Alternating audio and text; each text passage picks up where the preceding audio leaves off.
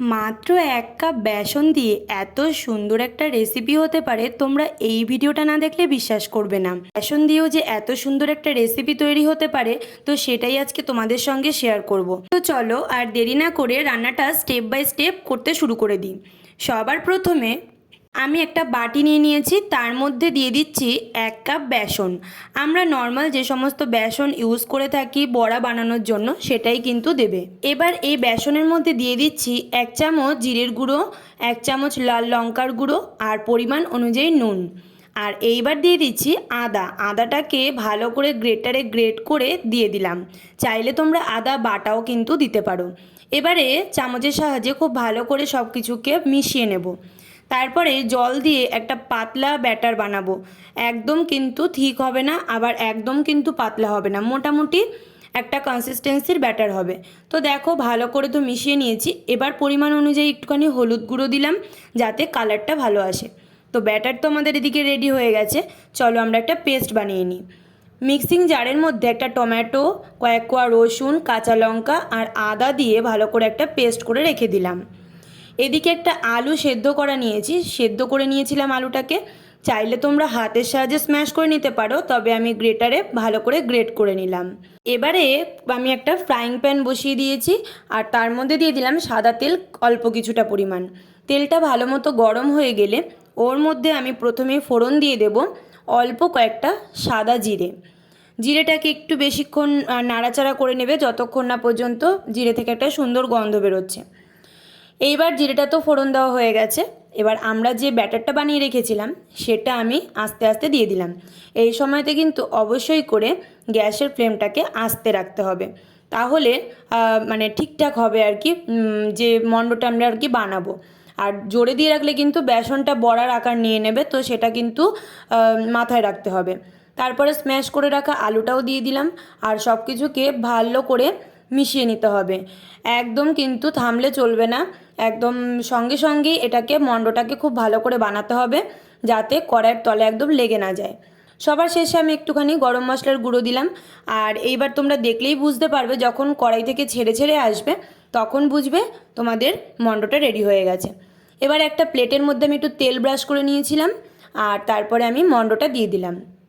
এবারে হাতের সাহায্যে বা ছুরির সাহায্যে একটু ভালো করে ফ্ল্যাট করে নেবে আর চার সাইডটা একটুখানি কেটে নেবে, সমান করে নেবে। এবার ঠান্ডা হতে দেবে আর ঠান্ডা হয়ে গেলে তারপর দেখবে বেশ সুন্দর করে জমাট পেকে গেছে।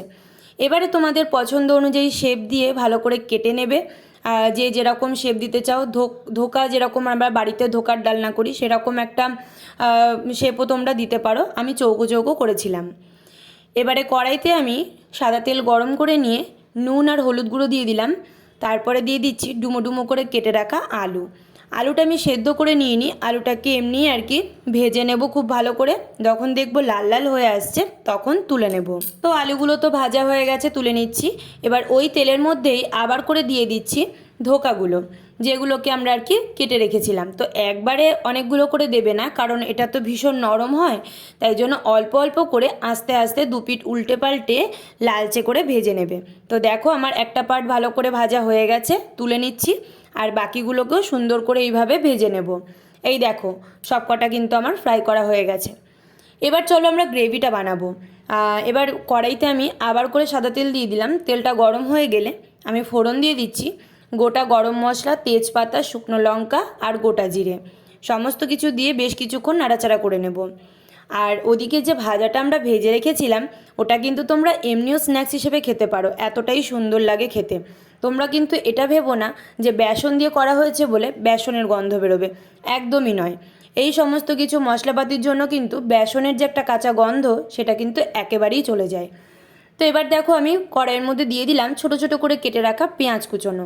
পেঁয়াজটাকে খুব ভালো করে ফ্রাই করতে হবে। যখন লাল হয়ে যাবে তখন আমি মিক্সিতে যে পেস্টটা করে রেখেছিলাম আদা, রসুন, টমেটো, কাঁচা লঙ্কা, সেটা আমি দিয়ে দিলাম। মশলাটা দেওয়ার পরে আরও বেশ কিছুক্ষণ কষিয়ে নেব। আর যে সমস্ত মশলা আমরা ব্যবহার করে থাকি, নুন, হলুদ গুঁড়ো, লঙ্কার গুঁড়ো, জিরের গুঁড়ো, ধনে গুঁড়ো, এই সমস্ত কিছু দিয়ে মশলাটাকে ভালো করে কষতে দেব। আর মিক্সিং জারের মধ্যে অল্প একটু জল দিয়েও এটার মধ্যে দিয়ে দিলাম। যতক্ষণ না পর্যন্ত তেল ছেড়ে আসছে ততক্ষণ কষাতে হবে। তবে আলুটা আমি আগে দিলাম, তার কারণ আলুটা তো সেদ্ধ করা নেই, কিছুটা ভাজা রয়েছে, প্রায় 50% মতো সেদ্ধ হয়ে আছে। তো আরও 50% যাতে ভালো করে সেদ্ধ হয়ে যায় তার জন্য আমি আলুটা আগে দিলাম।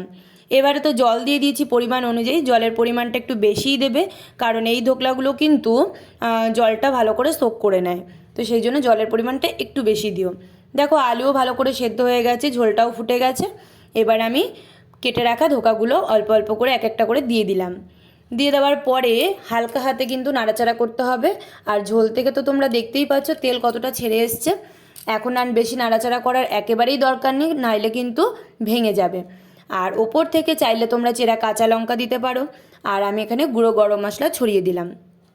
দেওয়ার পরে 5 মিনিটের জন্য ঢাকা দিয়ে স্ট্যান্ডিং টাইমে রেখে দেবো। আর ঝোলটা যখন দেখবে একটুখানি টেনে আসছে, ব্যাস এই তো রেডি হয়ে গেছে বেসন দিয়ে এত সুন্দর একটা ধোকার ডালনা। কেমন লাগলো রেসিপিটা অবশ্যই কমেন্ট করে জানাতে একদমই ভুলো না। ভালো লেগে থাকলে প্লিজ একটি লাইক করে আমার পেজটিকে ফলো করে আমার পাশে থেকো। আর ইউটিউব থেকে দেখলে আমার চ্যানেলটিকে সাবস্ক্রাইব করে রেখো। দেখা হচ্ছে নতুন কোনো ভিডিওর সঙ্গে। টাটা।